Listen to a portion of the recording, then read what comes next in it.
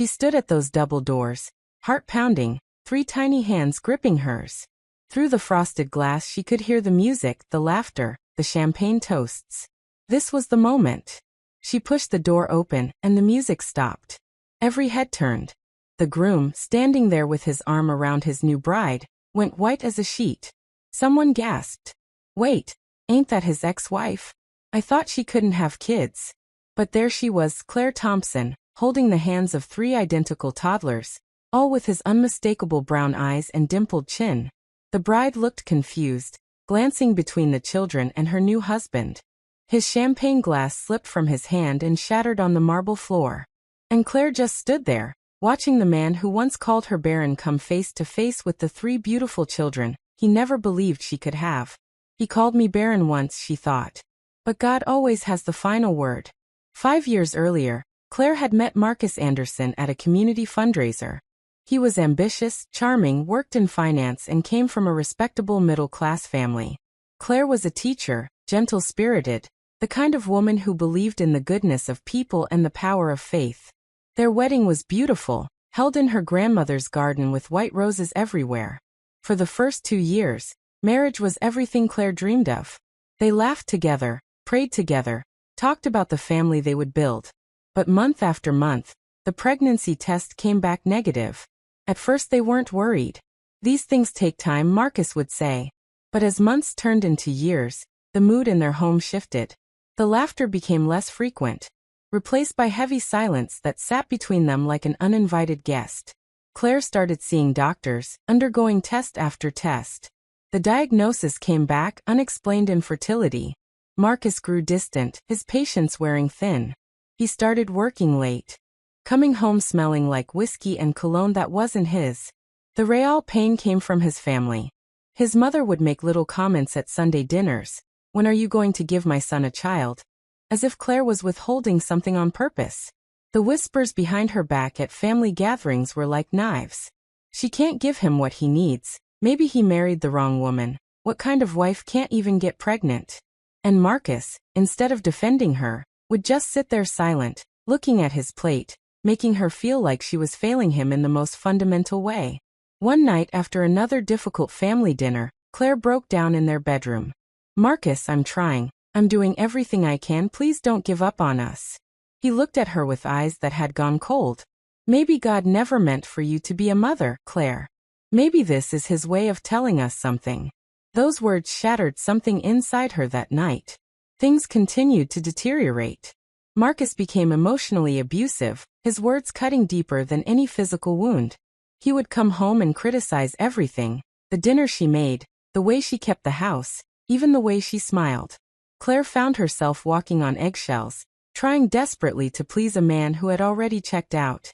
Her best friend Jasmine would hold her while she cried and say, "Sometimes God closes one door to open another you can't even see yet." For years into their marriage, Claire went to see a new specialist. She sat in that sterile office and waited for results. When the doctor came in, she had a gentle smile. "Mrs. Anderson, I've reviewed your case thoroughly. The original diagnosis of complete infertility doesn't align with what I'm seeing. Your chances aren't great, but they're not zero. There's still hope." For the first time in months, Claire felt something stir in her chest. She drove home with trembling hands, rehearsing how she would tell Marcus, how maybe this news would bring them back together. But when she walked through the front door, she found divorce papers on the kitchen table, his signature already scrawled at the bottom. Marcus walked in an hour later. "You're not the woman I need anymore, Claire. I want a family and you can't give me that. I've met someone else, someone who can give me what you couldn't." His voice was matter of fact, like he was discussing a business transaction, not the end of a marriage. Claire stood there holding those test results that said there was still hope, but the words died in her throat.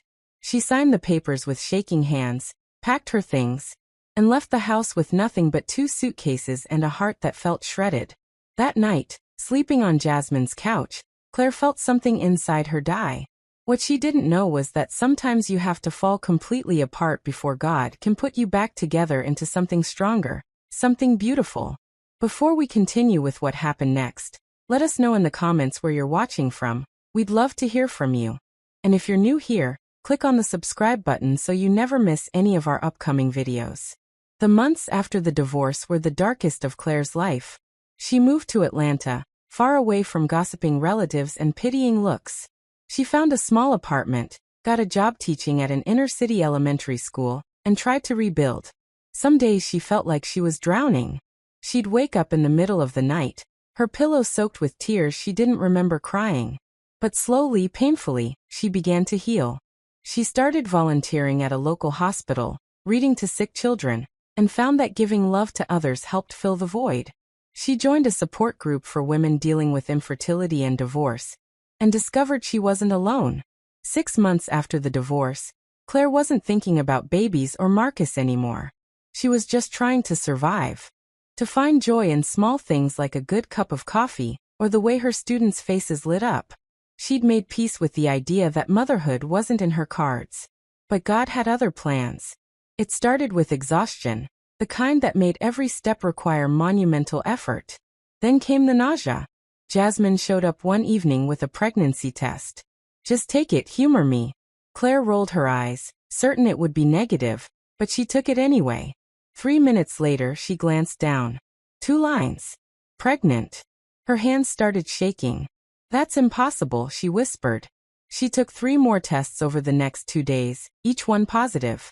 The doctor confirmed it with an ultrasound, and that's when Claire got the second shock. "You're about 8 weeks along, and it looks like you're carrying triplets." Claire thought she was going to faint. Triplets? She'd been told she had less than a 5% chance of ever conceiving naturally. The doctor explained that sometimes it happened, that the body was mysterious and miraculous. Claire left that office, sat in her car, and wept. "God, you remembered me," she whispered through her sobs. The pregnancy was not easy. Claire was sick constantly, lost weight, and the doctors warned her that carrying triplets was high risk. But every kick, every hiccup reminded her that God had given her the impossible. At 37 weeks, Claire went into labor. Jasmine was by her side, holding her hand, whispering, "You can do this." In the early hours of a September morning, 3 perfect babies were born. She named them Noah, Elijah, and Grace, names that meant comfort. God is my strength, an unmerited favor. The next 3 years were a blur of diapers and sleepless nights and laughter and love. The triplets looked exactly like Marcus. They had his brown eyes, his dimpled chin, his thick dark hair. Sometimes when Claire looked at them she felt a pang of sadness for what could have been, but mostly she just felt grateful. Then one day, Jasmine showed her a wedding announcement. Marcus Anderson and Tanya Mitchell, set to marry at an upscale venue downtown. Claire stared at the photo and felt absolutely nothing. Good for him, I hope he's happy. 2 years later, Claire received an invitation to Marcus's wedding from a mutual friend. She was going to throw it away, but something made her pause. The triplets were 3 now, their personalities bright and bold, and they looked so much like their father it was almost eerie. That night, Claire sat at her kitchen table with tea and thought about everything. She thought about the woman she'd been 5 years ago, broken and defeated, and the woman she was now, strong and whole. She thought about Marcus, about how he'd looked at her with contempt when he served those divorce papers. And then she thought about Grace, about how God had turned her pain into purpose. She wasn't angry at Marcus anymore, but maybe he needed to see what God had done in her life. Not for revenge, but to show him that his words hadn't been the final word. So Claire made a decision. She was going to that wedding, and she was bringing her children. The day arrived, a beautiful Saturday in October. Claire dressed the triplets in matching outfits, the boys in tiny suits and Grace in a white dress. She wore a simple navy dress, nothing flashy. She wasn't trying to make a scene, just showing up as herself. The reception was already in full swing when they arrived. Claire could hear music and laughter. Her heart was pounding but her steps were steady. When she reached the double doors she paused. "God, let this be for your glory, not mine." Then she got out, helped the triplets from their car seats, took Noah and Elijah by the hand while Grace gripped her dress, and walked toward the entrance. She pushed open the doors and stepped inside. It took a few seconds for people to notice her. But once they did, a ripple of recognition spread through the crowd. Heads turned, conversations halted. Claire's eyes found Marcus with his bride on his arm, both laughing. Then Marcus looked up and saw her. His face went white. His eyes moved from Claire down to the three children who looked exactly like him. His mouth fell open. The champagne glass slipped from his fingers and shattered, the sound echoing in the suddenly silent room. The bride looked confused, glancing between Claire and Marcus and the children. "Wait," someone whispered loudly, "ain't that his ex-wife? I thought she couldn't have kids." Claire just stood there, calm, not saying a word, letting the scene speak for itself. She watched Marcus's face cycle through shock, disbelief, confusion, then something that looked like grief. The bride tugged on his arm, her voice rising. "Marcus, who is that? Why do those kids look like you?" But Marcus couldn't answer, frozen, staring at the three little ones who had his eyes, his chin, his hair. Guests started whispering, pointing, pulling out phones. The atmosphere shifted from celebratory to awkward to something close to scandalous. Noah tugged on Claire's hand.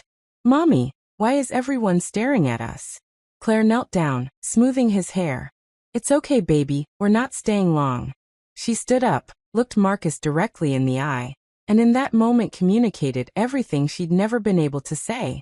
"I'm not here to ruin your day," her eyes said. "I'm just here to show you that God's plans are bigger than your words." She turned to leave, but Marcus suddenly broke free and rushed toward her. "Claire, wait please." She paused but didn't turn fully, just waited. He came to stand in front of her, tears streaming down his face. "Are they?" His voice broke. "Are they mine?" Claire looked at him for a long moment. "No, Marcus, they're not yours. They're mine. God gave them to me after you told me I'd never be a mother. I didn't come here to cause problems. I came because I was invited, and because I wanted you to see that your words weren't the final word over my life." She shifted Grace onto her hip. "You made your choice 5 years ago and I've made my peace with it. I hope you find happiness, Marcus, I really do. But my children and I, we're already happy. We're already whole." And with that, she walked out of that reception hall with her head held high, leaving behind shocked whispers and one very shaken groom. As Claire buckled the triplets back into their car seats, Noah asked, "Mommy, why was that man crying?" Claire kissed his forehead. "Sometimes grown-ups cry when they realize they made a mistake, baby. But it's okay, everyone makes mistakes. That's why we have forgiveness." She drove away without looking back, her heart at peace. That evening after putting the kids to bed, Claire sat on her balcony with tea and looked up at the stars. She thought about the journey, the pain, the way God had taken her brokenness and turned it into something beautiful. She prayed for Marcus, prayed that he'd find peace and healing just like she had. She'd forgiven him long ago, not because he deserved it but because holding on to unforgiveness would have poisoned her own joy.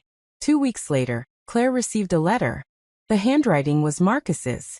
She almost threw it away, but curiosity won. "Claire, I don't even know where to start, or if you'll even read this. Seeing you at the wedding with those children destroyed me. I've spent the last 2 weeks thinking about everything I said to you, everything I did, and I'm drowning in regret. I was cruel when you needed me most. I blamed you for something that wasn't your fault. I told you that you'd never be a mother, and seeing those 3 beautiful kids who look like what our children could have been broke something inside me." Tanya called off the wedding. She said she couldn't marry a man who clearly still had unfinished business with his past. "I don't expect your forgiveness, I don't deserve it, but I needed you to know that I'm sorry. You were always too good for me and I was too stupid to see it. I hope you and your children have a beautiful life. You deserve all the happiness in the world." The letter was signed simply Marcus. Claire read it twice, then folded it carefully and put it in a drawer. She felt a strange mix of sadness and peace. Sadness for what could have been, but peace because she'd already moved on, already built a new life. She never responded to the letter. There was nothing left to say. Some chapters are meant to close completely. And that's exactly what Claire did. She moved forward, poured her love into her children, excelled in her career. She'd learned that her worth wasn't tied to a man or her ability to bear children. Her worth came from being a child of God. The triplets grew up knowing they were miracles. Claire told them age-appropriate versions of her story, teaching them about resilience and faith.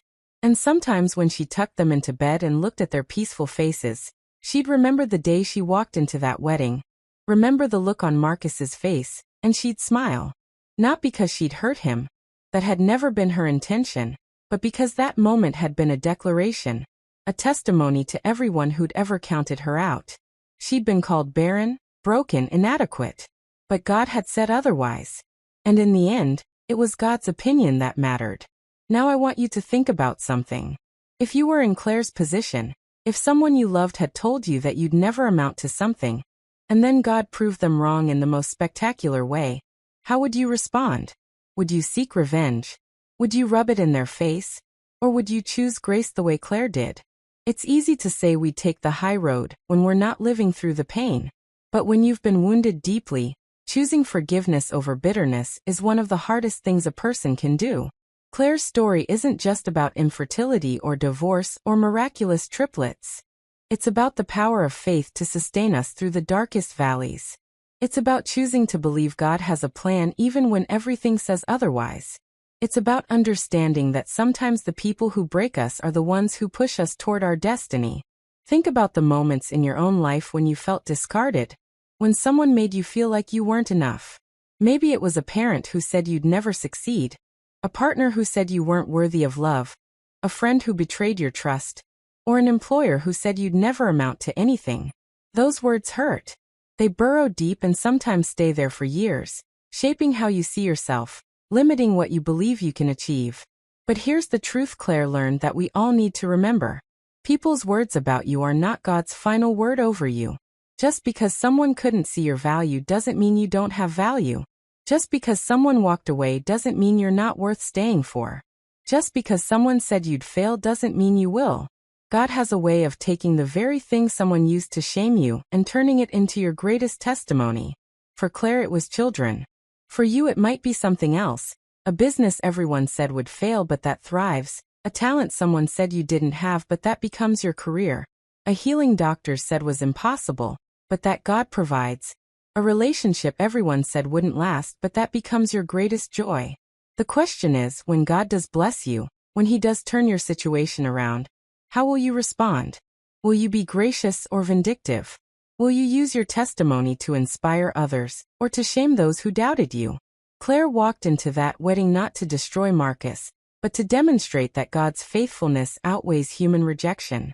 She could have been cruel, could have made a scene, could have aired his dirty laundry, but instead she simply showed up as herself, as a woman who'd survived and thrived, and let the truth speak for itself.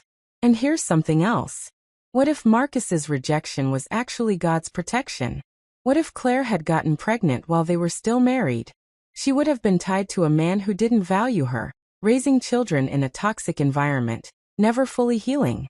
But because he left, Claire was free to rebuild herself, to discover her own strength, to raise her children in a home filled with peace and love rather than resentment.